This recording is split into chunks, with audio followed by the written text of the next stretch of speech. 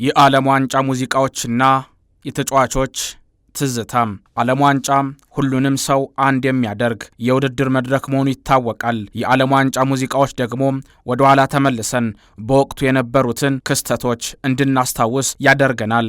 በዛሬው ዝግጅታችን በህዝብ የተወደዱ የዓለም ዋንጫ ሙዚቃዎችን የምንመለከት ይሆናል። አብራችሁን ቆዩም።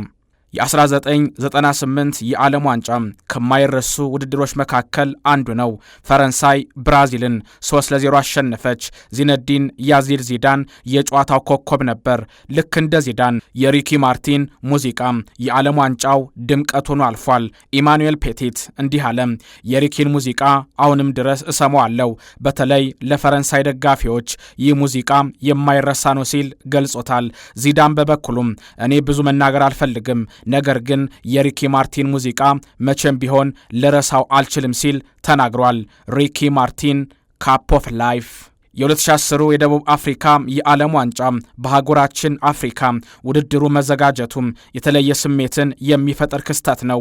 ስፔን ኔዘርላንድን በኢኔስታ ብቸኛ ጎል 1-0 ካሸነፉ ዓመታት ቢቆጠርም የሻኪራ ዋካ ዋካ የሚለው ሙዚቃ ግን አሁንም ድረስ የሚደመጥ የሻኪራን ብቃት ያሳየ ተወዳጅ ሙዚቃ ነው። የደቡብ አፍሪካ ብሔራዊ ቡድን ተጫዋች የነበረው ሻባላላ ሻኪራ አፍሪካን አንድ አድርጋለች። በአንድ ወቅት ሆስፒታል ነበርኩ፣ የሻኪራን ሙዚቃ ስሰማ ከህመሜ ልፈወስ ችያለሁ ሲል በአንድ ወቅት ተናግሯል። ከ2010 የዓለም ዋንጫ አልወጣንም። የኬንያን ዋቪን ፍላግ የ2010 ኦፊሻል የዓለም ዋንጫ ሙዚቃ አልነበረም። በ2009 የተለቀቀ በሶማሊያ ውስጥ በተከሰቱ ጉዳዮች ዙሪያ የተሰራ ሙዚቃ ቢሆንም በ2010 የዓለም ዋንጫ ከሻኪራ ሙዚቃ እኩል የተደመጠና በተለየ ሁኔታ እንደ አዲስ ከተሰራ በኋላ በዓለም ዙሪያ ተወዳጅ ሙዚቃ ለመሆን በቃም። ብራዚል ሲባል እግር ኳስ የሚለው ስም ከፊት ይመጣል። በ2014 የዓለም ዋንጫ የጀርመን ብሔራዊ ቡድን አርጀንቲናን በማሪዮ ጎትዘ ብቸኛ ጎል 1-0 አሸንፈው ዋንጫውን ከፍ አድርገው ማንሳት ችለዋል። የፒትቡል ዊ አር ዋን ኦላ ኦላ በፊቸሪንግ ጄኒፈር ሎፔዝ የተሳተፈችበት ሙዚቃ አሁንም ድረስ የሚወደድ ነው። ጀርመናዊው ቶማስ ሙለር እንዲህ አለ።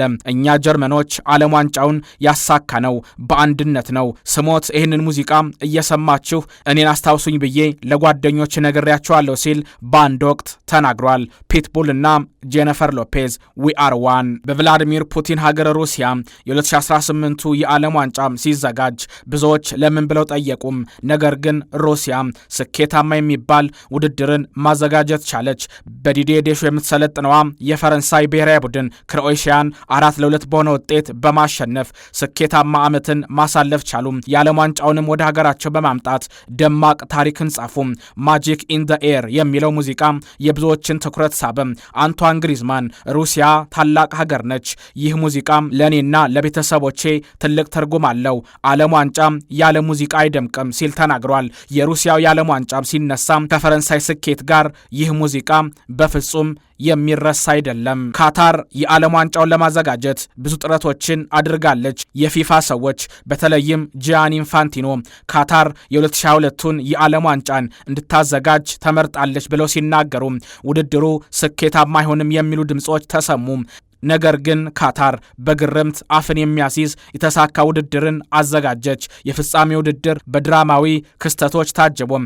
አርጀንቲና በሊዮኔል ሜሲ የተመራች ፈረንሳይን በማሸነፍ የዓለም ዋንጫውን ከፍ አድርጋ አነሳች። አርጀንቲናዊ ተጫዋች ሞንቴል ይናገራል። ከጨዋታው በፊት ሊዮኔል ሜሲ ዛሬ ሁላችንም ያለንን ነገር በሜዳ ላይ መስጠት አለብን ሲል የዓለም ዋንጫው ሙዚቃ ትዝ አለኝ።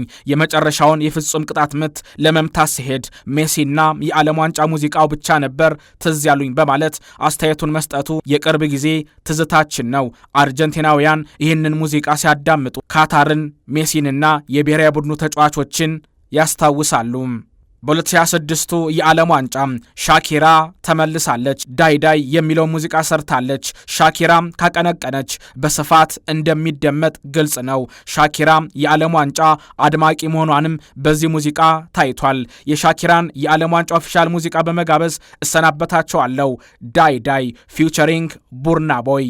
ሻኪራ ትቀጥላለች። ጤና ይስጥልኝ።